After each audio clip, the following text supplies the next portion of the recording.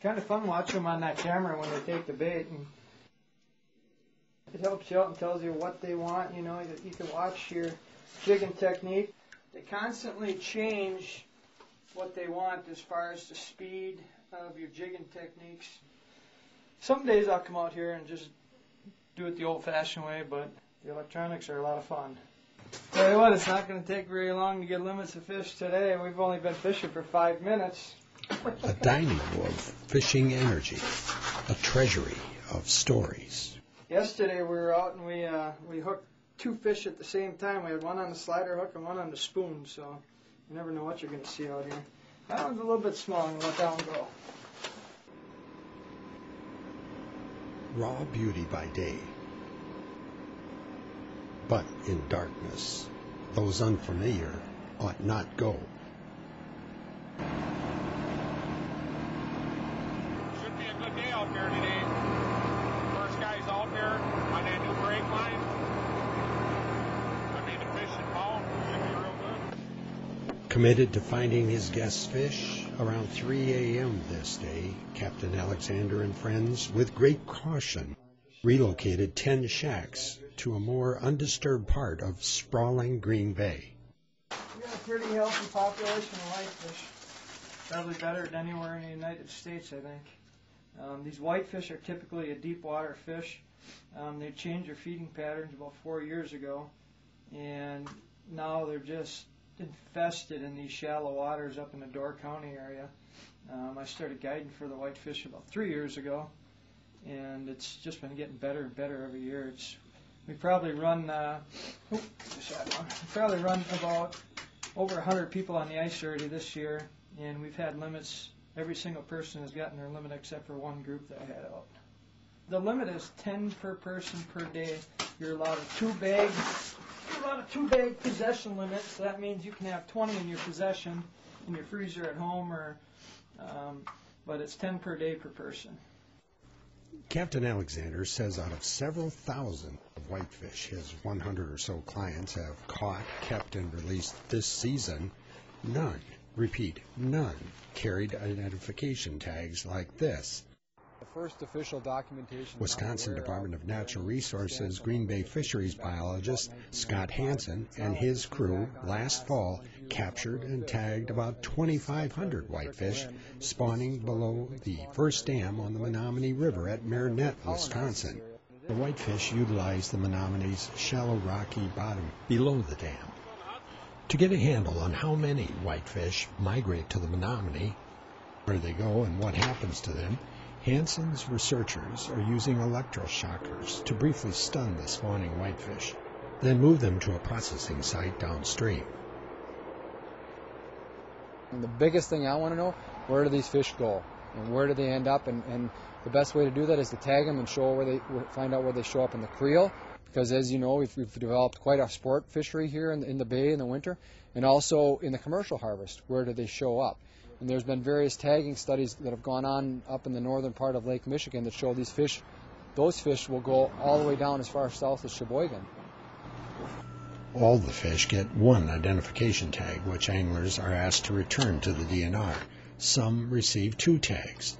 Plus, Hansen scrapes off scales for age analysis. The fish are sexed and measured.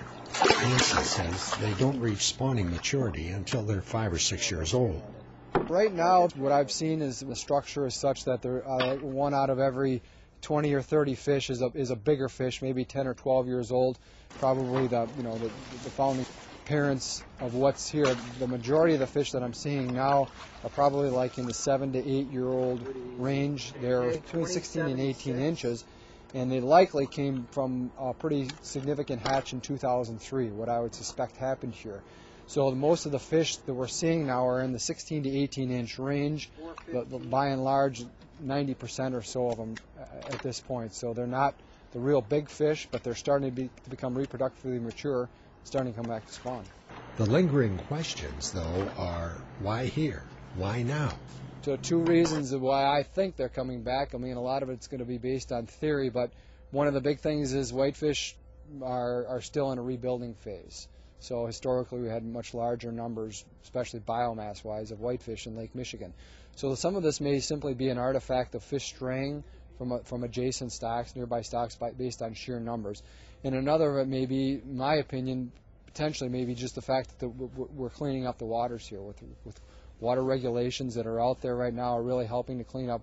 Oftentimes it doesn't take a lot of fish to have a really good year class. Sometimes it's just a handful of them.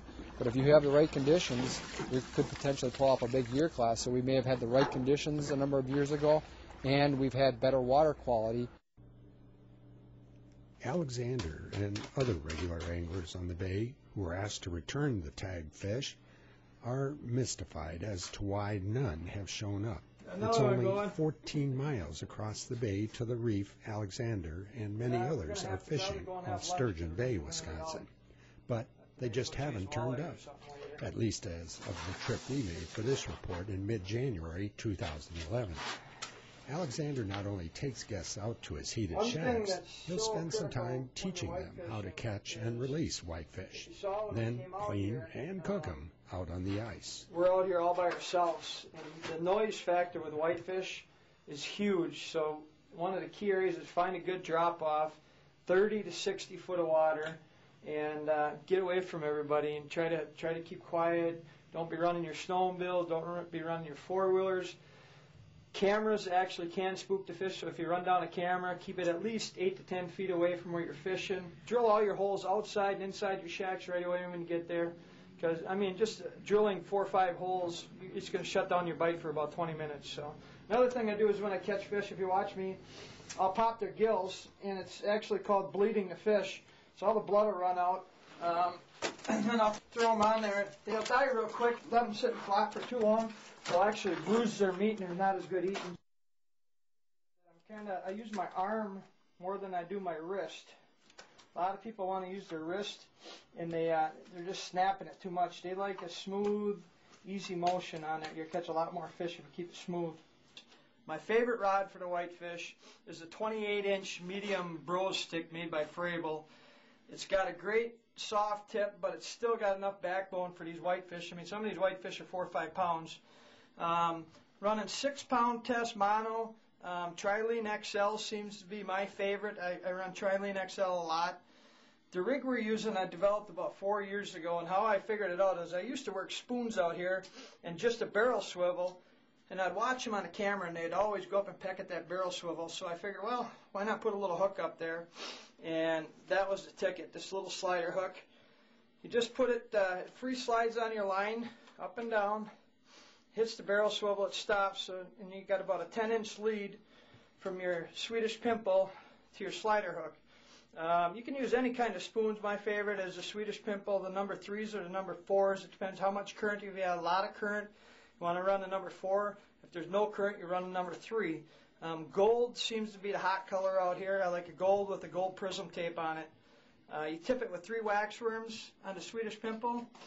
I put 2 wax worms usually on the slider hook. As you can see, I tie a little knot too above the slider hook. That way when you're letting it down, your hook will stop and not run all the way. Otherwise it takes too long for your hook to get down to the barrel swivel. So you just have a little void space in here that your hook slides up and down on. Deadly, deadly combination for whitefish. Find out more about Alexander's whitefish and walleye ice fishing trips via his mobile phone, 920-851-4214, or www.icefishgreenbay.com.